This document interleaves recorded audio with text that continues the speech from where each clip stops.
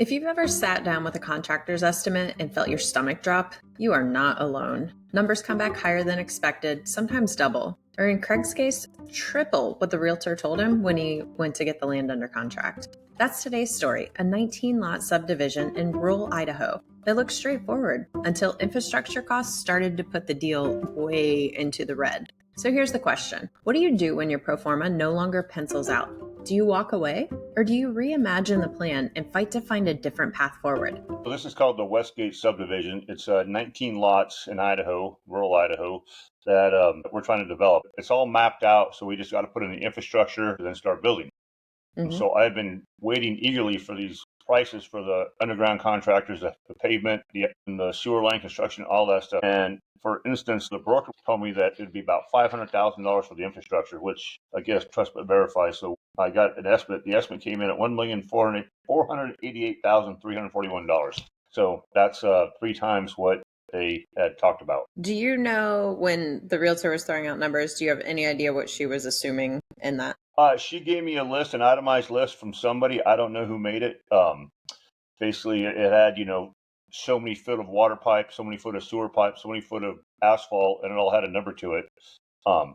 One thing here that I'm finding, like curb and gutter, and this guy's estimate is $75 a foot, basically, which I ran that through ChatGPT, and it says it should be somewhere between $25 and $75 a foot. Now, I used to do it between $19 to $22 a linear foot. 75 is interesting. Yeah, I don't know. I could see $75 in downtown LA or downtown Miami, where it's Not all even, though. high-end stuff, but not out here in the middle of nowhere. Notice what Craig's wrestling with here. Curb and gutter, one line item, $300,000 plus. And he's asking the right question. Do we even need it? This is where being a local developer matters. Instead of just accepting the bid, you can go back to the code, talk to the county, push to align the standard with what actually makes sense for the community. Small town projects don't need downtown Miami specs. This is how you protect your deal while still delivering safe and quality infrastructure. The asphalt paving price is $22 a yard, which when I ChatGPT'd that, it was pretty reasonable, right in the realm. Yeah. And then there's other things like putting a fire hydrant is $13,000, which seems astronomical to me. But I mean, it is. I have no reason. I don't understand why it's that much. But anytime you go with health and safety, yeah, it's probably on the higher end, but I don't think it's terrible. Right. It's still a line item to dial in, but yeah. Yeah, exactly. So I guess, were there any big things that he put on there that she didn't have in hers? Any major scope discrepancies, or it's just, hey, here's today's cost? Yeah, this guy has site-wide cleaning the lots and stripping and grading of the lots, which I don't think was in the original estimate. Putting in a silt fence for the SWIP, to keep the water. So, but that only came out to $113,000, which I think nothing sounds crazy there on the price. And that's something we knew that was not included in the other original estimate. So, but it's brought me to, and then there's mobilization for the whole job, $45,000. The other guy had $25,000 of mobilization. It's another spot for them to put the fluff and the pad and the contingency in without saying, hey, here's $100,000 of contingency. It's let's buff up with some other areas. I understand that 100%. I mean, I do it too, but that's where we have to dig down and negotiate with these people, I guess. So my first question I'm wondering is, do we even have to put curb and gutter in? I mean, we have to talk to the county and find out what they want. But, if we can tell the county, like, hey, say it was this cost, it was $300,000 and some for curb and gutter. So if we could get rid of that, we could save a bunch. Even if it was $25 a foot, we're still talking $100,000. Yeah, I guess it would just depend on what's in the building code, and it might be something too that you could potentially just drop the Muni code into chat and ask, is this officially required? Because you are entitled already, so you're not triggering that. But if their building standards say you need to do curb and gutter, then you go, okay, well, here's the code section. I do have 2 details in the package the realtor gave me. One shows a road section with curb and gutter, and one shows a rural section without curb and gutter. It was an urban section and a rural section. So the urban has curb and gutter, the rural doesn't. But I don't know, this is in the county, it's not in the city, so that would lead me towards maybe it's rural, but maybe, the county can ask for whatever they want to ask for, but whether we have to give it to them or not is a different story. I would look up the definition then. So now you have your key in that same code. It would look up what is the definition of urban and rural, right. And then see, because that at least gave you a clue there. Okay. Yeah. And even if it's there, everything's negotiable because they know they need this. So right. I don't know. So my next thing, I'm just trying to figure out how. I mean, again, I'm not trying to put a square peg in a round hole, but I'm not going to just give up because it's too much money. We can't do it. That's just not. That's no fun for one, and B, it still needs to be done. We just got to figure out how to do it. So I'm wondering, how can we shorten the amount of roads that are city roads? Can we make it a multifamily place with a bunch of fourplexes where we put in our own driveways versus a road, something like that? And by doing that, you can build them to a lesser standard. That would be the thought, right? Okay. Yeah. Whether we can or not, I don't know, but these are just ideas that I'm having. Hey, can we chat for a second? Since you're listening to this podcast, you're already thinking like a developer. You see the potential in your community, and you're ready to do more than just watch from the sidelines. That's exactly why we created the Local Developer Vault. It's a free resource full of tools, templates, and trainings to help you take action. And here's the best part. When you sign up, you'll also get access to our local real estate developer community. It's full of people just like you who are making real things happen in their neighborhoods. So don't just listen to the stories. Become the next one that we spotlight on our show. The link in the show notes to unlock the vault and join our movement. How do we make this work? Just cut the price down, because even when we were at $500,000, we knew that was going to be a tight budget. So how much per pad right now is the cost coming to? This price right here would be $100,000 a pad for the 19 lots. And that completely blows up the deal. Like, I guess, is there another way to structure? Is there a different product? Or are numbers conservative in other areas? Most likely these numbers are too high, like we talked about before. Right. So basically I got a builder down to about $200,000 to build a 1,200 square foot house. It's not a modular. I'm not sure what they're doing. I mean, it doesn't look like a modular in all their plans and stuff. So it's a nice looking house for $200,000, no matter what it is. If we're at $100,000 a lot plus $200,000 a house, we're all in for $300,000. Have another at least 15% for contingencies. Mm-hmm. So now we're at $345,000, and I was hoping to sell these things around $325,000. So it's just too tight. I don't know what our risk.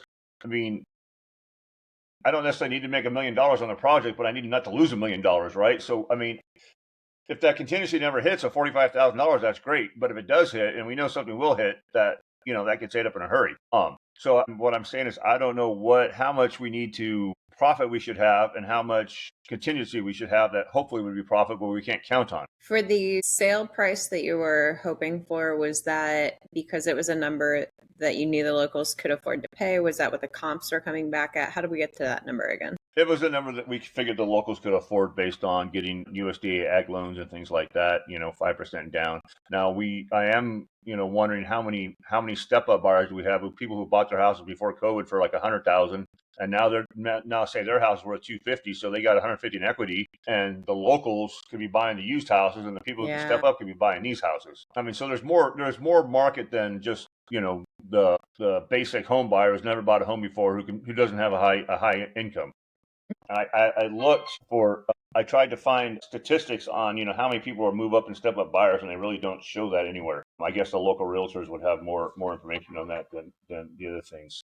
Yeah, that would definitely be one to just kick their brain. Now that the numbers came back, it's getting super tight. So now we need to think a little differently about our strategy. We're looking at renting and owning. Is there an ability to do 5 or 6 luxury ones, and they're going to have way more meat on the bone that then supports tighter margins for other ones? Is there an opportunity for that? Yeah, I think so. Or if we did some sort of townhouses or something like that, those could help support the infrastructure costs to make the little, a regular single family house absorb some of that infrastructure cost. Mm-hmm. Like we talked about last time, if we take that one section, technically we could put on 17 townhouses on that one section instead of 8 regular houses. Now things are starting to get interesting. Craig starts pivoting from single-family homes to townhomes. And that shift isn't just about product type. It's about the math. Same dirt, more doors, lower per unit cost. That's how you absorb the big ticket infrastructure without pricing out the back-end buyer. This is one of the most powerful tools you have as the developer. Reimagining the mix until the numbers finally make sense. We could, increase the density a lot. And I don't know if it's going to increase some of the expenses as far as sewer tap fees and stuff like that. But those are minimal compared to the raw cost of putting in, 100 foot of sewer line. Right. Exactly. So that would be, and I think that like nice townhouses would be a decent compromise. Mm-hmm. Versus doing a Mauser, basically a trailer park that people really don't like. If we could do like a big garage in a townhouse, like, instead of like a lot of the ones that are around here, they have like a 1-car garage. If we did a 2-car garage with it somehow and gave them lots of room to store their toys, they might like not having to do yard work because they can go play with their toys more. Mm-hmm. At first it's going to seem like, oh, there's no yard, but here in California they sell houses without yard all day long, and people don't want to deal with it anyhow. Well, and in theory, your yard is the outdoors where you can go around there and go fishing, go hiking, go ride your Okay, I mean, right there, just even looking at the density increase, what would that do then? Because that sounds like that would help offset quite a bit. So if you could build 1,200 square foot townhouses at 150 a square foot, say if you're all in per unit for 210,000, and you build 18 of them, say $900,000, it puts the lot cost back down to $50,000 per townhouse, which would put us at 210 plus 50 is 260. So maybe at 300,000, we'd be okay. Can you sell a townhouse for 300,000? There's none in the town, literally, that I know of. I mean, there's fourplexes, but nothing like where you'd buy a condominium type deal. What are there any new builds in that community to see what they're selling for right now? Like, are they in the 400s or 500s? Yeah. Okay. There's some out in the country more, but even then, people usually build a house and they sell it. They live in it for a few years and move out. So there's no tracks. I mean, new builds 45 miles away are going for $500,000. The market research that the other place people that were going to buy the property, people don't want to commute. It was like only 10% were willing to commute to go to work, to commuters. So, and I get it, but it is what it is. I mean, if you don't want to commute to go to work and you can't afford more money, then you got to have a smaller house. I mean, there's a trade-off for everything you do. If you were to do 18 townhomes, would the market support that? Are there enough people who would need? According to the market research, yes, they could definitely, they could absorb all this and then that again. And some. So, and then I don't know how you can build those. If you could do 3 buildings, let's say 18, if you could do 3 buildings of 6 or 6 buildings of 3 to, phase it out a little bit more too, right? Because you don't want to necessarily have to build the whole thing at once. I think you're definitely looking to phasing and potentially setting it up to where, if I'm remembering right, were you thinking about putting possibly if you did hire in single family, those could be along the frontage that already has a road? There's one side of the section that has houses, the other side doesn't. So I put houses back to there. Then after that, most of it's all our spots. So in the middle and to the one side, we could put townhouse. And the one side goes along a church. They have a giant play field back there. I think the townhouse there would be perfect because it's actually going to, people would have that open space behind them, and it would still feel less enclosed than if you got like a big fence back there or, something like that, or buildings. Then the middle section, which is 6-8 lots, I would have to make a decision about, Yeah, where I was thinking in the phasing, like if you were to phase it, is there a way to reduce the offsite and the infrastructure by doing stuff that's closer to street frontages based on where it's all laid out? Yeah, because we could do one street, and we could do the one street already has a sewer line in it, so we don't have to put that in. We have to tap into it, however that works. But I mean, just saving that cost of $50,000 in the one street just for the sewer. So I mean, that just saves. If we didn't do that, if we did the other street first that already has a sewer, that's $50,000. You would save. The water line was $85 a foot for the water line, basically. So that's kind of, I mean, it's not expensive, but the line items are $22,000 for one street, which would be like a half a street that's there, and then $50,000 for the other 2 streets. So, but again, $50,000 for the water line isn't horrible. It's that curb and gutter cost that just kills everything because you got curb and gutter on each side of the road, right? Well, and potentially with phasing, like that's negotiation with the jurisdiction to go, hey, we're going to do this, but to make this work, we need to do these, we need to sell these off. We can do the curb and gutter in the final phases. So basically you could have a handful of lots. I know they had someone say, hey, we'll do this in the past. But that's where hopefully you can build a different relationship. And is there curb and gutter, I guess, on the existing surrounding properties right now? No, I was just looking at the map. There isn't. Okay. So that helps your argument. As you build out, they want to do it, but it helps your argument to go, I get it. Right. I think they're trying to, slowly upgrade to the modern times or whatever you want to call it. But again, I don't even know how. I mean, it's not a downtown like urban setting. It's definitely a rural setting, so it's not that big a deal in my opinion. Yeah. I mean, I think if we could pave the roads to keep the dust down, that makes a lot of people happy right there. And if you have just basically drainage ditches, which is, I mean, in Ohio, I'm sure when you grew up, you didn't have any curb and gutter, right? I mean, I was just thinking back through all the different roads and no, not in our small community. I love this part. Craig compares rural Idaho roads to the gravel back roads I grew up with in Ohio. No curb and gutter, just ditches and asphalt to keep the dust down. And the truth is, a lot of times that's more than enough. Jurisdictions might push for upgrades, but if the surrounding area doesn't already have them, you've got leverage. That's the beauty of being local. You understand the baseline, and you can negotiate from a place of real knowledge about what's practical and fair for your town. Anyway, I'm thinking that's one avenue we can go to save money, right? I mean,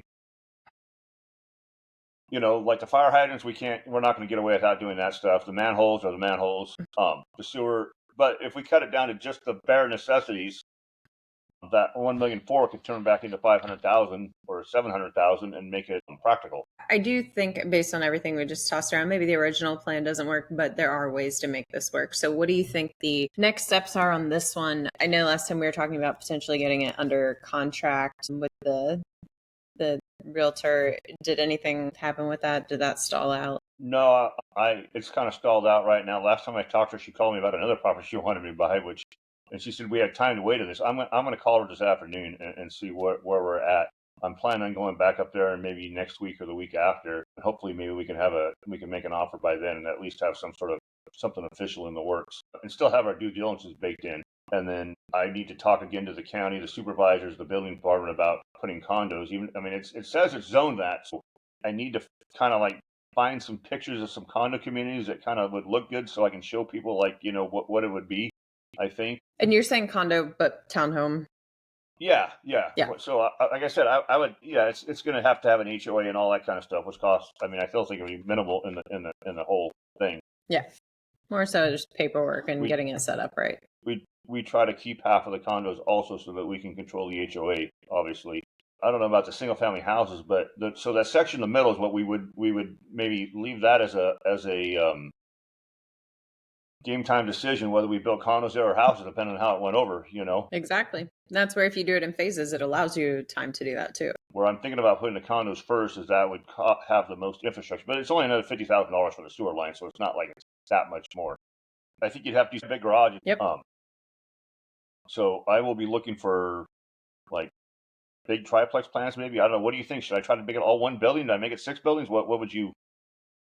I'm actually looking up some options right here. So say you do 3 units in a building, then in the middle is going to be less expensive than on the end, right? Because he has 2 common walls. Is that better than doing 4 units? And what fits based on layout? I guess it also depends on what fits on the property itself. It's hard to visualize without seeing the map, but yeah, I've done plenty of worked on townhouses that are just long strips forever. But again, like you said, having more middle units kind of costs you money, but then you save money in the building. I don't know if you really save that much having them one wall, because with all the fire stuff like that, anyhow, right. You're not really saving that much. Probably you're doing double walls anyhow.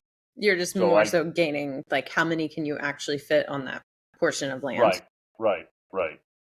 Do you have a way of doing a test fit? Can your wife do a yeah? layout? I just got to come up with a floor plan that I like, to see what, and then I got to find out, the codes as far as how far they have to be apart, which is simple to find out. I just haven't really thought about that yet. But yeah, we can definitely do a test fit and see what there is, and I'll find a floor plan online pretty fast, I think.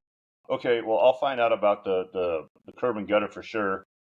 If we could just get the cost down to a third, I mean, saving $500,000 right there would be, or $200,000 there would be huge.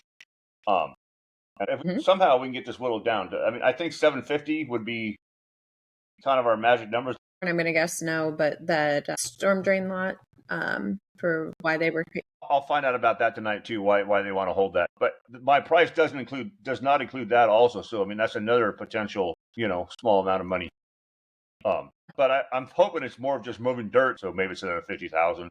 And then Power lines, did he include that? Wasn't there like some relocating or putting underground? That's not included either. The power company wants $250 just to come out and talk to us, and then we got to set up an account, Really? and then it was like so much to do this and that. So I said, let's just wait on that. Let's find out if it's even worth it at all first, and hopefully we can convince them to help us with that a little bit. And then let's see, did you, as far as moving the lines around, we felt that was fairly administrative. Did you confirm that? Yeah, that can definitely be done. And then did you have any further conversations with any potential investors outside of family or? I met a guy at a meetup last night or the night before last. He's about 75 years old. He's run out of all his depreciation on his places. He's had them all for 27 years or whatever. So now he's like looking for more depreciation. So this might be the perfect person to bring in with something because he makes plenty of money. He just needs the depreciation. Yeah. Yeah. Okay. So what I'm hearing is it sounds like from an investor standpoint, you're not worried about where you're going to find the money. You're just worried about making sure this can actually pencil. Right. Exactly.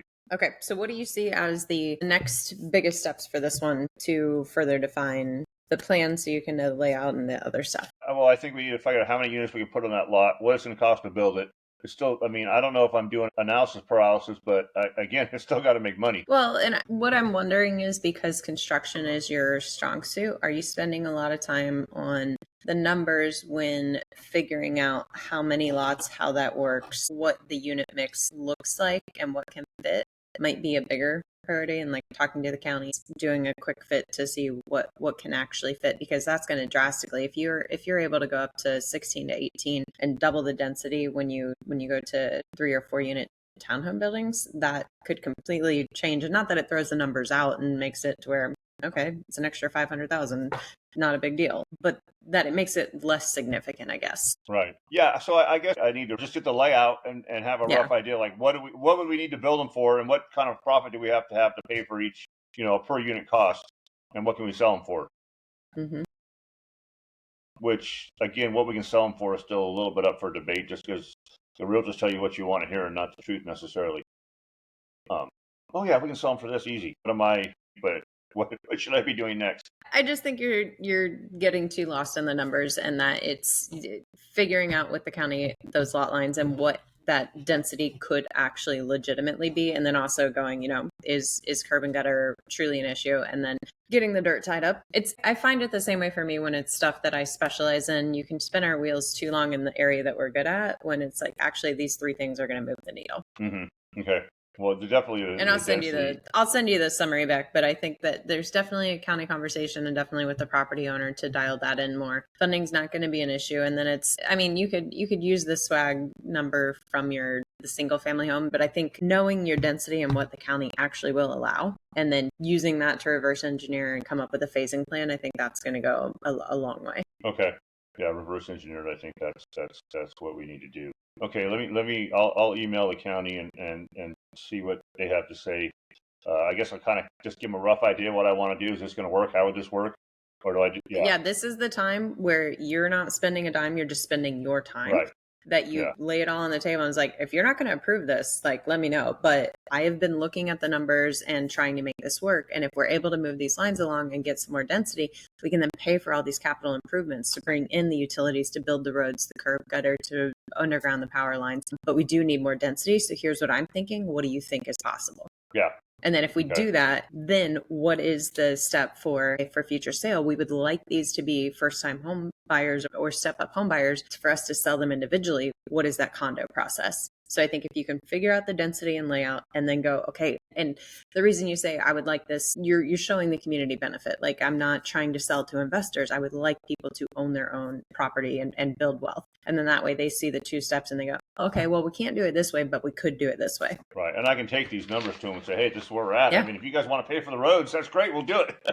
Or the grants you guys can apply for. And there's someone else in Virginia, and the county was able to apply for an infrastructure grant. So I think the more open and collaborative that you can be with them to just go, okay, like for the project we're working on in Florida, we're going to go to areas where we're going to need roads, curbs, gutters, sidewalks. We're going to need to extend utilities. And I want the city or the county, wherever we land, to be part of this and go, oh yeah, we're actually going to help make this happen. So I think the more you can be open book and bring everything and get them in early, the the better chance you have of pulling it off and being very successful. Here's the lesson. Development rarely goes exactly as planned. Costs come back higher, requirements shift, and suddenly the deal looks like it's not going to work. But that doesn't mean it's over. It just means it's time to ask better questions, to problem solve in different ways. Craig's exploring phasing, density, and negotiating the infrastructure. These moves are what keeps projects alive. You don't need to have every answer right away. You just need to stay in the game long enough to figure it out. That's the figure it out energy